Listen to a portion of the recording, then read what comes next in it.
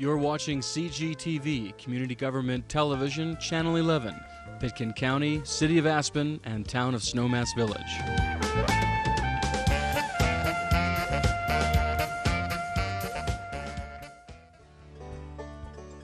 The City of Aspen, established in 1881, has over 220 full-time employees, a number that swells to more than 425 with the addition of seasonal and temporary workers.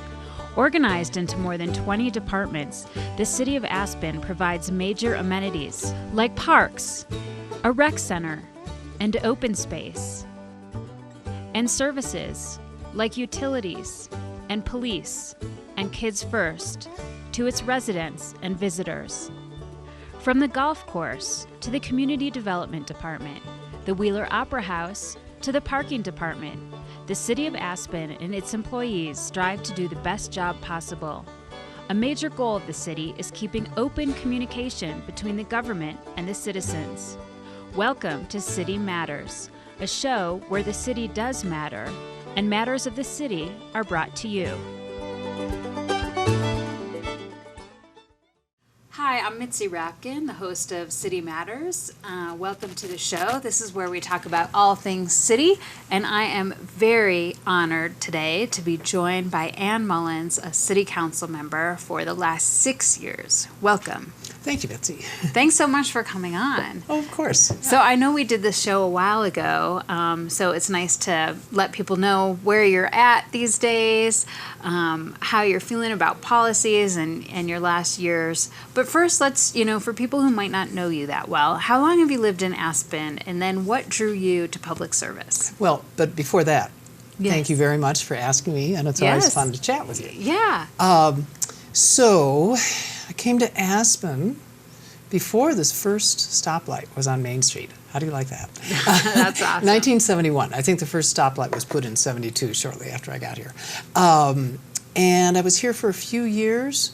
I left, went back to graduate school, worked on the Front Range, came back to Aspen, bought a house in the 90s, spent quite a bit of time up here, but still had the job in the Front Range. And then in the early 2000s, I moved back up here permanently. So I've been in and out, not full-time in town, but in and out of town since 71, which is how many years now? Close to 50? Yeah. Yeah. Wow. So, and loved it. And some of the reasons I think I function well as a council person is I've seen Aspen through so many different changes and through so many different lenses. So in the 70s, I was out here, ski bum, $250 pass, no restrictions, great party town. 80s, I came back as a mom with kids, working mom, vacationing up here, and then 90s and then late 90s and 2000s, came back as a full-time resident. So I've seen it from a bunch of different angles, through different lenses. And what was your kind of calling to public service? Was it like something you grew up with, an ethic? Like what drew you? No, not at all. In fact, it was nothing I ever thought of doing. My career is in urban design, landscape architecture. So for 40 years, I've been working with cities and towns and counties and whether it's state agencies or federal agencies, working towards public good in terms of open space preservation, town planning, that kind of thing. So I've been on the other side of the table. When I came up here, I have a particular interest in historic preservation, and fortunately was on the, appointed to the HPC, was on HPC for almost 7 years, chair quite a bit of that time, worked closely with council, and at some point, I thought, I'd like to see a bigger picture. I'm passionate about historic preservation, but that's all we look at. I want to see how this fits into a much bigger picture. And so that's when I decided I'd run for council. Right. So it's been 6 years. Are there any lessons learned or big policies over the last 6 years that you were really proud of or that really impacted you or the way you thought? Okay, well, first let's start with lessons learned. Yeah. Never make any assumptions Yeah. about anything. I think the other big lesson learned is it's constant, and I haven't learned this lesson yet. We haven't figured it out. Constant challenge to communicate with the community, to get across what council is trying to do, how we're trying to do it, get their input. I've seen this project after project. We've worked so hard, and you've helped us so much with communications and in different ways, whether it's online or surveys or standing on the street taking a survey. You know, from one end to the other, we never can quite get enough input. There's always someone who, I didn't know this was going on. I didn't. So that's an underlying challenge, and that remains, you know, with this council. And with the latest thing I'm going to try is I'm going to have office hours down at City Hall, probably Tuesday mornings. And if people come, that's great. More than happy to sit down and chat with anybody, and I'll be right there at City Hall. In terms of challenging projects, I think one of the biggest challenges, and this is in the bucket of don't make assumptions, was the surprise of getting all the pushback about the water rights. The city had, since 1967, protected their water rights by saying they were associated with dams up Maroon and Castle Creek, even though I'm quite sure none of us really ever planned to bring out the bulldozers. Brent Gardner-Smith wrote an article in 2012 questioning what we were doing, and it culminated in a whole reevaluation of how much water do we need, where can we store it, how can we transfer the rights, how can we protect the rights and still have the water that we need and accessible for Aspen. One of the first things that happened, the mayor at the time, Steve Skadron, myself, and several staff members sat up at the second floor at the fire station at that long conference table, and there were about 4 or 5 of us from the city, and we were facing our 10 opposers with several lawyers each. So we had anywhere from 15 to 20 people across the table from us, and it was intimidating, and it was really hard to start the conversation, and just it took us a couple of years to get on the same page and come up with something that worked for them and worked for us. And I think we have accomplished something very well, finding the alternative storage site. It's not quite a done deal yet, but we're getting very close.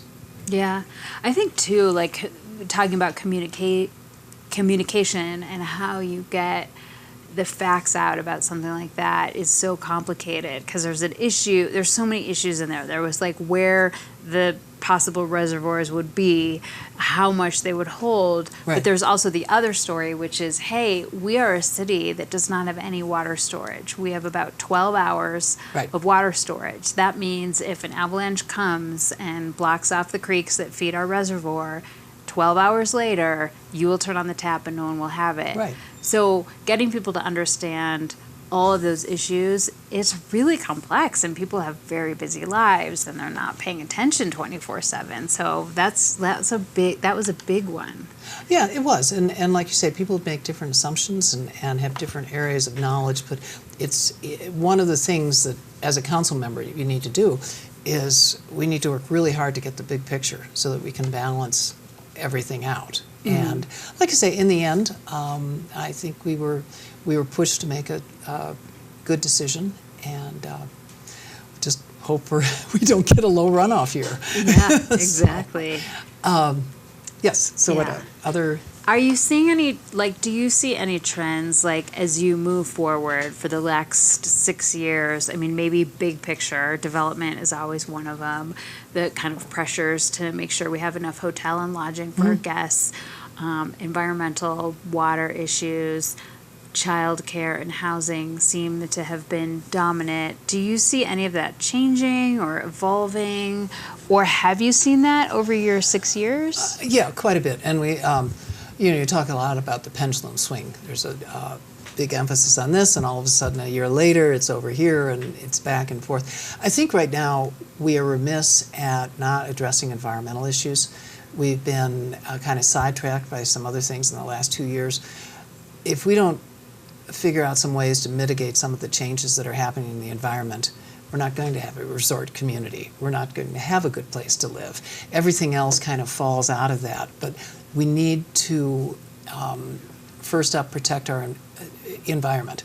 And we're talking, the stormwater management, waste management, dealing with the landfill and how quickly that's filling up, dealing again with water issues as the climate is changing. This year is a fabulous year, but think of last year when irrigation was turned off at some of the major facilities downtown because there wasn't enough water for irrigation and drinking water.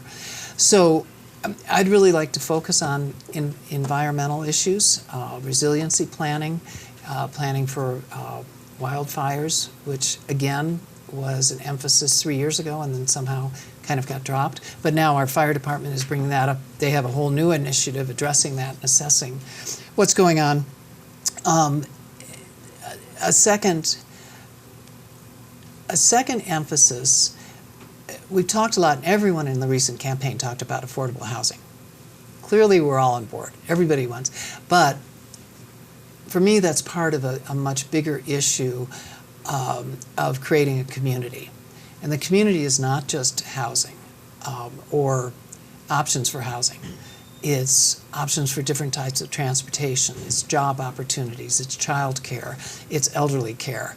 It's a much bigger picture. So what I've been pushing along with the housing is start looking at different child care opportunities. Continue our discussion about transportation planning. And just a quick story, when we voted down the mobility lab last year, sadly, because we didn't have the support from the community that we needed. Here's another great example of somehow we failed in communicating what we were trying to do. I was very disappointed, but I couldn't do it without the support. And later that evening I talked to a young mother and she said, "I'm so sorry that didn't pass. I was just looking for another way to get to work." And we have to sometimes really drill down to what are the basic needs. What is all this that creates this kind of network, this tapestry of a community? And sometimes we forget that. Yeah. So environmental issues and then creating community, which also involves small business support. That's one thing I'm going to push really hard in the next couple of years. We have a wonderful small lodge program that is very much appreciated and has benefited our small lodges. I'd like to see us come up with something for small businesses. We don't have to reinvent the wheel. There are examples of small business support where you can mitigate rent, you can help landlords, you can help tenants, and somehow make it affordable without actually subsidizing someone, which probably is not the way to go, and actually legally we can't dictate what a rent can be. It's state law. But there are ways that you can mitigate that, and that's very important in our community also, that we have a mix of healthy businesses downtown to create job opportunities, to function as part of the tourist market. And again, not that much was said about that in the campaign, but I'm hoping to push that. Yeah, I mean, you could see it in our community. There was pretty big firestorm around Paradise Bakery and exactly. Yeah. that losing its location, and regardless of where you stand on that, as a population, we have to acknowledge that our rents here are getting so high. Like, what kind of businesses are sustainable? That has been true for years, but is it getting to some kind of breaking point where can we, in 10 years, will we still be able to buy toothpaste?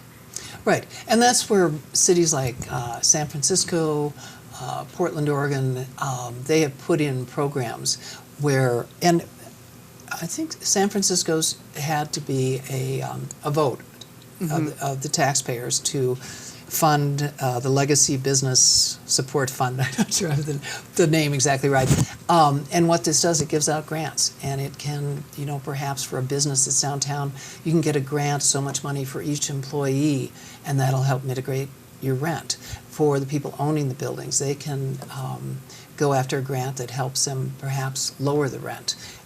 We can work with CORE in terms of energy upgrades that will make running the business less expensive, just like they do with the small lodges. So we can't control the rents legally or probably market-wise, but we can certainly put together some incentives and a program that supports the small businesses. When you think about childcare and affordable housing, and this woman that was upset that shift, ended because she wanted another way to get to work, that means that she probably lived outside of the urban growth boundary. Where do you see regionalism fitting in? Oh, it's so important. It's a solution for a problem in Aspen is just not sustainable valley-wide. We need to have valley-wide solutions. Environment is the perfect example. I've been involved in a kind of master planning for solar arrays throughout the valley, literally looking at where you can put them, where you could store the solar energy, how the energy can be distributed valley-wide. But it's a partnership, and I think we've got 3 counties, 4 municipalities looking at this. And we can't solve the solar problem in Aspen a lot because we don't have the storage we can't provide the storage or the square footage for the solar array. But we could perhaps support in some other way if the array can be somewhere else in the valley. So housing is another great one, the regional housing study, so valuable. And again, Aspen needs to be coordinating down the valley. Our workers are coming from all over, so we need to house people all over the valley. Almost everything you look at in our current situation requires a valley-wide regional solution. Yeah, I mean, it's interesting because I've noticed that some people I've known who've lived in Aspen for a long time are moving down valley. Huh. And I don't know if you've noticed that, where, yes. Some of them are just like, hey, I just want to drive to dinner and park for free at Willits. I just want to have more options. And I wonder if that's something that, long-term planning, we might have to look at that kind of flight from Aspen. I don't know if that's entered your mind or... Well, and that's the community building. Mm-hmm. That's creating a community where mm-hmm. people can actually live up here, enjoy living up here. Where I live right now, on the one side of me is timeshare, and so people are in for 2 to 3 weeks, and you barely get to know them. The other side, it's a second home, and they're not there that frequently. Across the street is a city facility, and so there are mornings where I wake up and there's no one. There are no cars, there are no people. I think I've gone into the Twilight Zone or something. Yeah. I would love to have a stronger community, have neighbors, have a local park, have kids, playing, and this is what we need to create, and it's really hard. The town is crowded. I mean, look at 4th of July. A lot of people leave town because it's too crowded, and then you have other times when the neighborhoods are empty. And the West End, of course, is a perfect example. So yeah, I think continue to try and solve that through policy. A vacancy tax has been brought up now a couple of times. I'm still looking into that to see where it's actually working, where you're taxing someone who owns a home that's vacant majority of the time. Mm-hmm. Is that going to solve your problem? I'm not sure it will, but might as well look into it. Yeah. And any way to get some of these neighborhoods populated, I think will give Aspen that sense of community that in some ways it's lacking right now. Yeah. I know you just participated in your retreat, which is mm-hmm. annual, and talked about some goals. Are there any goals for you that rose to the top, or issues that you really, you mentioned sort of environment and affordable housing. Is there anything else that really caught your attention? Well, yeah, the community building that we've been talking about, the small business support, environmental, of course, was the top of my list. I'd also like to see us, we enacted or passed an extensive land use rewrite in the last city council. In fact, we did some pretty good things in the last city council. This was one of the best. Zoning, downsizing downtown, supporting small businesses downtown. I'm we're just starting to get applications in that this code will apply to. And I'm really anxious to see how we can make this work, how we need to tweak it, particularly the second tier space, which is suitable for locally serving business, locally owned businesses. How can we make sure that works? That's along with a small business support program. I think could really liven up downtown, perhaps fill in some of these empty spaces. I was just at the CCLC meeting, this Commercial Core Lodging Commission, sorry. And we were talking about alley. What do we do in the alleys? And the first thing is get them cleaned up, and then we're going to green them up, and then we're going to get some access to second-tier spaces, and just provide that another layer of richness to the downtown. And my career background is in the built environment, so I get very excited about that. But I do also step back and say the natural environment is what we need to be working hardest on. Do you notice in your communication with constituents that their concerns have changed at all over the 6 years, or what do you hear a lot of? Well, it does. It shifts. So 4 years ago, we were talking about lodging beds and losing lodging beds. And there were a couple of really great studies put out there talking about why we were losing the beds. So then City Council went ahead and we worked with the Sky Hotel, which is now the W. We've got lodging rooms there. Worked with Hotel Aspen, Molly Gibson. That's still on the books to, more rooms there. And then, of course, Lift 1, getting the rooms up there. Now, we had to make some compromises to get each of those projects in place. But again, there's that balance. We need the lodging, we need the beds, so you make the compromise over here. I look at it now, and I think we're probably pretty well set up for bed base now. Nobody's complaining about lack of bed base. So now we need to go back and look at some of the compromises we made in getting those projects developed, and maybe again tweak the land use code and the ordinances so that we can address things like affordable housing, which now have become prominent. Do you have any dream projects that might not be that realistic? Like, I want to see an amphitheater for music in Aspen, or do you have any? Oh, outdoors. I would love to see an even more extensive trail system throughout town, make sure every school is accessible by a trail. We're doing the Castle Creek Trail, but that now is getting more expensive. That was just in the paper. An extensive trail system so you can get from the Winter Gates up Independence all the way down to the airport, to the urban growth boundary, seamlessly. Mm-hmm. Never cross the street. Yeah. I'd love to see that.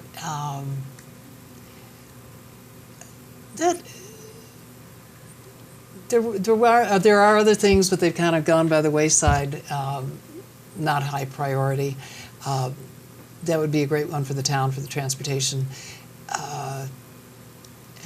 What we're working on now, the land use code was a biggie. That was really invested in getting that done. Yeah. So that was great. And getting the water solved, the water situation. So. And you serve on other commissions, like part of being on council is maybe you are a liaison to CORE or other organizations. What are your outlets for that? Right. So we just went through that reassignment. I'm on RAFTA. I'm on the Commercial Core Lodging, Sister Cities, potentially Board of Health. There's a lot that can be done. I'm on the CML, or have been, and will continue until we make a transition on the Colorado Municipal League Policy Committee, and that involves going down to Denver several times a year to talk about statewide policies for cities. So there's quite a bit outside of council, and then I try really hard to get to open space and trails meetings. Sitting in these commission and board meetings, we just reassigned all sorts of people, really exciting group of people to all these boards and commissions. Sitting in the back, not being part of the conversation, just listening, is so helpful when these various groups then bring something to the council in terms of a proposal. you have this just depth of background and knowledge that you can't get sitting at the council table with a 10-minute presentation. Right. So I try to go to as many of those as I can. Yeah, that's what you do for a good time. Not quite. I kind of up the ante sometimes. Well, we just have a few seconds left, but is there anything else you want people to know? I know people can reach you. We have a city council page where people can find your email address. Is there any parting words? Yep, I've got, you can email me, city council. I've got a newsletter that I send out. Quite a few people on that. If you want my newsletter, just contact me. I'll add you to the list. I'm going to start the City Hall office hours. I'm available best by email. I just like people to know, you've got a good council. This new council is great, enthusiastic. It's a bunch of really hardworking people, and we try really hard to get across what we're trying to do, why we're trying to do it, and to accommodate any of the discussion that we can. So. All right. Well, thank you so much. Sure. I really appreciate it. Thank you. Thanks. Okay. And thank you for watching. You're watching CGTV, Community Government Television, Channel 11, Pitkin County, City of Aspen, and Town of Snowmass Village.